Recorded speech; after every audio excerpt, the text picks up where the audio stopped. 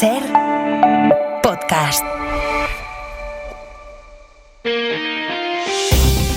Las 8 de hoy por hoy en Ser Podcast.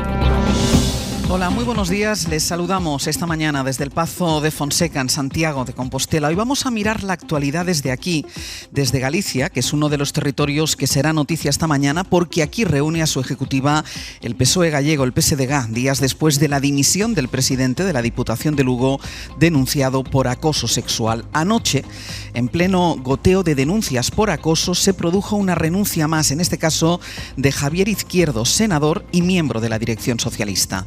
Es la última crisis que se le acumula al PSOE y a Pedro Sánchez en una sucesión de escándalos que deja a la dirección socialista ante sus horas más críticas, cuestionada desde dentro y desde fuera por su falta de reacción y golpeada en aquellos dos ámbitos de los que más ha sacado pecho el propio Pedro Sánchez, la lucha contra la corrupción y el feminismo.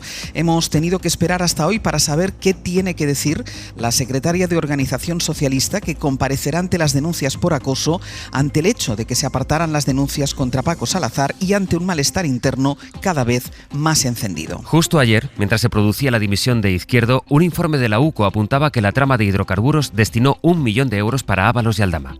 Justo ayer, la Guardia Civil detenía a Anchón Alonso, socio de Santos Cerdán, en Servinavar, investigada por el cobro de mordidas. Eso fue en la operación que tiene detenida a la llamada fontanera de Ferraz, Leire Díez, y a quien fue presidente de la SEPI, y por la que ayer se produjeron varios registros, entre ellos a empresas públicas. Sastre, buenos días. Buenos días, Barceló. A poco más de una semana de que Extremadura abra el ciclo electoral en España, el PSOE dice que la legislatura aguanta. Ayer sacó adelante 5 proyectos en el Congreso que tumbó, sin embargo, la senda de déficit. Hoy por hoy noticias. Ser Podcast. En plena indignación por los escándalos de corrupción en torno a quienes Pedro Sánchez designó como responsables del partido, Ábalos y Cerdán, el PSOE suma la indignación por su respuesta ante el caso Salazar y con las nuevas denuncias de acoso que se van sabiendo desde Torremolinos a Lugo, pasando ahora por el caso de Javier Izquierdo, que ha dejado su puesto en la dirección federal. Ana Fernández Vila, buenos días. ¿Qué tal, Áñez? Buenos días. El Izquierdo alega razones personales, pero su marcha se produce en este contexto. Sí, Izquierdo, que hasta ahora era senador y secretario de Estudios y Programas del PSOE, anunció ayer de manera repentina que dejaba sus cargos para afrontar tareas profesionales, dijo sin explicar nada más. Pero fuentes socialistas sí que marcan la decisión en el goteo de casos de presunto acoso sexual y comportamientos machistas que se están produciendo. De hecho, en los últimos días en privado, Izquierdo ya estaba siendo señalado, aunque Ferraz por ahora no confirma si consta contra él denuncia formal en el canal interno. Es un caso más, Ángels, que ahonda el estado de shock en el que está instalado el partido. Y con este nuevo caso sobre la mesa hoy comparece, es la primera vez que da una rueda de prensa desde que llegó al puesto la secretaria de Organización del PSOE, que afronta las críticas internas por la gestión del caso Salazar. Sí, comparecencia en la que se espera que Torró analice los errores cometidos por la tardanza en gestionar esas denuncias contra Salazar y que anuncie los pasos que prevé dar el PSOE para ayudar a las denunciantes a acudir a la justicia si así lo deciden y para mejorar los protocolos internos y el acompañamiento a las víctimas. La clave será ver con qué contundencia califican los comportamientos de Salazar, que desde algunos territorios y sectores del partido siguen pidiendo llevar ante la Fiscalía. Ferraz espera que la respuesta de hoy, que dicen será contundente, sirva para calmar el gran malestar interno por la gestión de este caso, malestar que se mezcla con el abatimiento que sufren ahora mismo las filas socialistas por la acumulación de frentes abiertos. Hay voces que nos dicen que dudan de si el gobierno podrá aguantar el desgaste. Ana, hasta luego. Hasta luego, gracias. El otro gran frente que genera esa sensación de desborde para los socialistas son los casos de corrupción que no dejan de provocar novedades. En el caso de Ábalos, Miguel Ángel Campos, buenos días. Buenos días, Ángel. La UCO apunta que la trama de hidrocarburos destinó 1 millón de euros para Ábalos y para Aldama, aunque dice la Guardia Civil que no llegaron a pagarlo porque no consiguieron sus objetivos. Solo Aldama sí que se embolsó casi 300.000 euros. Para Ábalos, la trama compró, según la UCO, el ya conocido chalet de la Alcaidesa por casi 600.000, pero se lo quitó en noviembre del 21 al ver que no conseguía los objetivos tras salir del ministerio. Koldo se llevó 7.000 por reunirse con los jefes de gabinete de los ministerios de Industria y Transición Ecológica. El jefe del entramado, Claudio Rivas, cambió de estrategia después de la pérdida de influencia de Ábalos y observar que por la vía de la corrupción no obtenía los permisos. Solo lo logró en septiembre del 22, cuando siguió los trámites exigidos por ley. Y fue entonces, al aflorar su identidad y la realidad del entramado, cuando la agencia tributaria destapó el fraude fiscal que acabaría desarticulándolo. Campos, gracias. Hasta luego. Sobre el caso Leire Díez, por el que están detenidos tanto ella como quien fue presidente de la SEPI, Vicente Fernández. Javier Bañuelos, buenos días. ¿Qué tal, Ángel? Buenos días. Ayer se produjeron varios registros a empresas públicas y también fue detenido Anchón Alonso, que fue socio de Santos Cerdán. Y eso, aunque se trate de una investigación distinta, vincula, o por lo menos acerca, la trama Cerdán con esta que se está investigando bajo secreto en torno a la SEPI, que es la gran empresa del Estado. Sin duda, Ángeles, la detención del empresario Anchón Alonso, socio de Santos Cerdán, confirma el nexo de esta operación con la órbita del ex número 3 del Partido Socialista, pero fuentes de la investigación mantienen que estamos ante una nueva trama, una nueva organización criminal vinculada al tráfico de influencias, prevaricación y malversación.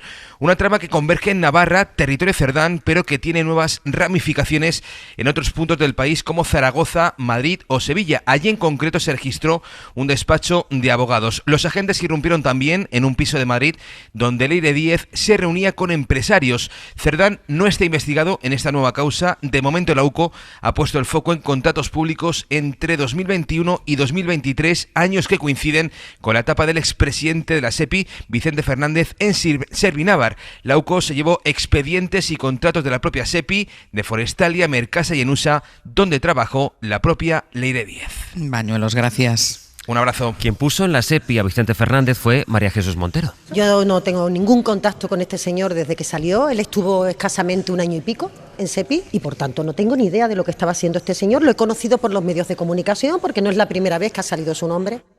La SEPI, por cierto, fue la que rescató en 2021 a la aerolínea Plus Ultra en el contexto de la pandemia, por tanto. Ayer, en otra operación distinta, la policía detuvo al dueño y al consejero delegado de Plus Ultra. Se investiga si usaron dinero público de aquel rescate para blanquear fondos procedentes de Venezuela. Preguntaron ayer a Montero por si la legislatura puede seguir así. Tenemos muchas cosas por delante y eso es lo que nos motiva y lo que nos anima, el saber que trabajamos para el interés general de los ciudadanos y aquellas personas que se hayan desviado de una conducta, ni siquiera le digo legal, sino ética, incluso ética. Por supuesto que la justicia actúe y por supuesto no tienen cabida en nuestro proyecto político. El gobierno se agarra a que a pesar de todo, de toda esta secuencia, ayer pudo sacar adelante varias medidas en el Congreso. Josué Coello, buenos días. ¿Qué tal, Ángeles? Buenos días. Pero le tumbaron la senda de déficit, que es la base para tener unos presupuestos. Mientras tanto, los socios van subiendo el tono contra el Partido Socialista. Sí, en el gobierno asumen que las mayorías son las que son y dan por hecho que perder votaciones es algo habitual, como vimos ayer con la senda. A cambio, creen que pueden sacar adelante leyes más sociales que, según el Ejecutivo, sí van a contar con el apoyo de los socios, dándole estabilidad a lo que queda de legislatura. Y el ejemplo, tú lo decías, lo vimos ayer con la convalidación de los decretos, aprobación definitiva de la ley de atención al cliente o la tramitación de la ley de dependencia. Con este panorama, David Junquera, buenos días. Hola, buenos días. El PP tiene el debate recurrente de si presentar una moción de censura, pero Feijóo lo descarta. Feijóo lo que quiere son elecciones. Confía en que el gobierno caiga por su propio peso. Están desarticulando el sanchismo, dice el PP, un PP que no puede ocultar su deleite y ha decidido sentarse a admirar el espectáculo. Para acelerar la caída no se piensa en una moción, lo que se prepara es un rosario de elecciones que conviertan 2026 en una tortura constante para los socialistas. El optimismo es palpable y ya hasta se permiten soñar con un resultado muy abultado en Extremadura. En Extremadura no tenemos techo y aquí el gobierno pues se le está cayendo el techo encima, concluyen desde la cúpula. Los populares lo fían todo al agotamiento del Partido Socialista, a los sumarios por venir, a los escándalos de acoso y paralizan cualquier acuerdo con el gobierno, incluida la renovación del Constitucional. No podemos negociar nada con ellos porque están saltando por los aires. David, Josu, hasta el abierto. Hasta luego. Hoy por hoy noticias. Ser Podcast.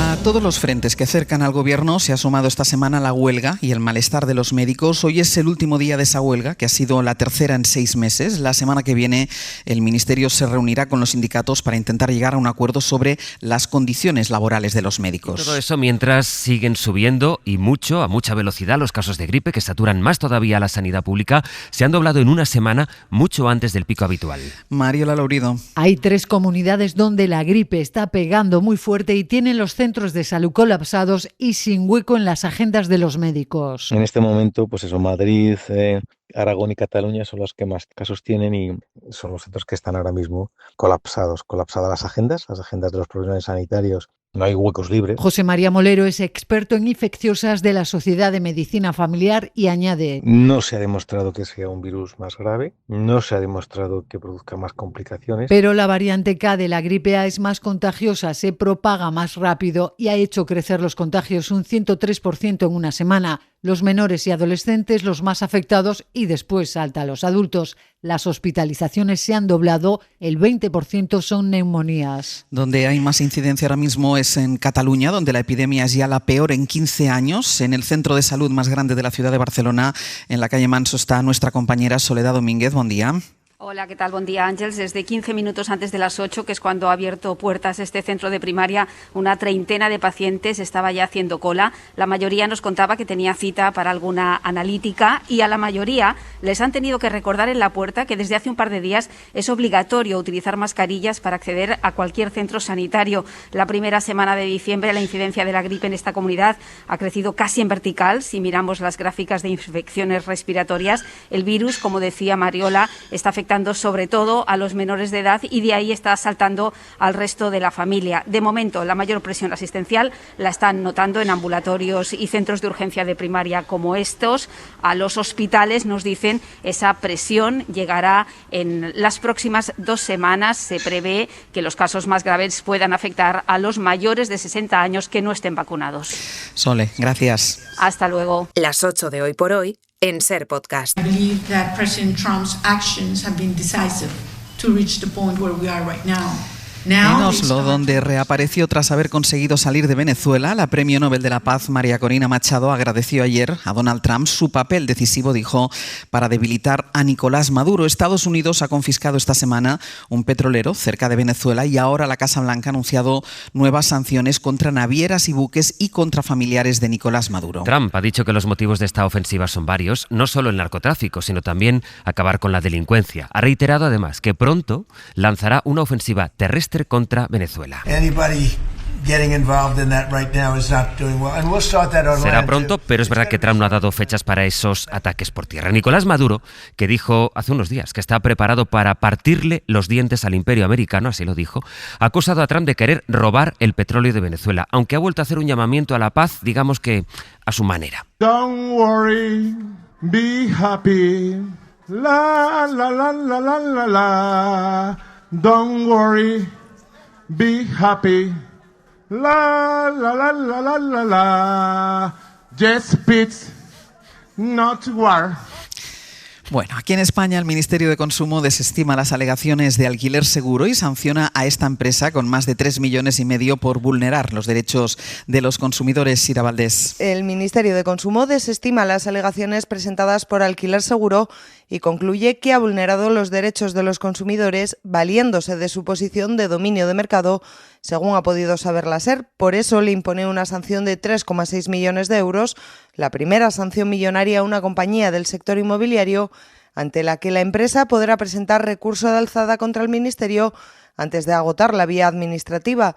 En el expediente, abierto tras la denuncia de Facua hace ya 2 años, el Ministerio, que preguntado por la SER ha declinado pronunciarse, identifica prácticas ilegales como obligar al inquilino a contratar un seguro de hogar y a responsabilizarse de los posibles cargos por reclamaciones judiciales e impagos o forzarle a contratar un servicio de atención al inquilino. El Ministerio de Trabajo y la COE protagonizan un nuevo enfrentamiento, esta vez a cuenta de un buzón de denuncias anónimas de bajas fraudulentas impulsado por la patronal de Tenerife con el objetivo de reducir el absentismo laboral. La ministra Yolanda Díaz dice que es ilegal y exige su retirada inmediata. Yanir El Falla, Radio Club Tenerife. La COE activó este canal hace casi un año contra lo que califican como la plaga del absentismo injustificado. Permite denunciar supuestas bajas fraudulentas con información que va directamente al Servicio Canario de la Salud o la Inspección de Trabajo. La ministra Yolanda Díaz pide su retirada fulminante porque es ilegal. Lo llevará a la Agencia de Protección de Datos. Es gravísimo que el señor Garamendi y la patronal española hayan abierto una oficina para que los trabajadores denuncien a trabajadores trabajadores que se encuentran enfermos. Es inhumano. UGT y Comisiones Obreras acusan a la patronal de querer instaurar el chivatazo. Creen que es parte de una estrategia para dar poder a las mutuas. Manuel Navarro y Borja Suárez. No nos parece de recibo, nos parece una tremenda estupidez porque no tiene otro nombre. Retrocedemos, como ya decíamos en aquella campaña, a tiempos pasados muy oscuros. Comisiones Obreras también denunciará este buzón. Y de nuevo en el exterior, en la Franja de Gaza, un fuerte temporal amenaza con provocar inundaciones entre los campamentos de refugiados, donde sobreviven en tiendas de campaña cientos de miles de palestinos. A esta emergencia se le suma todavía los ataques del ejército israelí, que a pesar del alto el fuego continúa disparando a ciudadanos gazatíes. Solo en las últimas horas han sido asesinados 4 palestinos. Pablo Morán, buenos días. Buenos días. La lluvia vuelve a caer con fuerza en Gaza. El temporal que azota la franja y que puede prolongarse durante el fin de semana amenaza con inundar 761 campamentos de desplazados en los que sobreviven alrededor de 850.000 personas, según cifras de Naciones Unidas. Ya ha tenido una consecuencia trágica, la muerte de una bebé de 8 meses que no resistió a la intemperie. Se necesitan al menos 300.000 nuevas tiendas de campaña que siguen sin poder llegar por las restricciones que mantiene Israel a pesar del alto el fuego. No llega ayuda suficiente y tampoco salen los que lo necesitan. Como la hija de esta mujer, Hadil, que ya perdió a un hijo mientras esperaba la evacuación médica y ahora teme que vuelva a ocurrir. Médicos Sin Fronteras calcula que más de 16.500 pacientes palestinos necesitan recibir tratamiento urgente fuera de Gaza. Para no perderte ningún episodio, síguenos en la aplicación o la web de la SER, Podium Podcast o tu plataforma de audio favorita.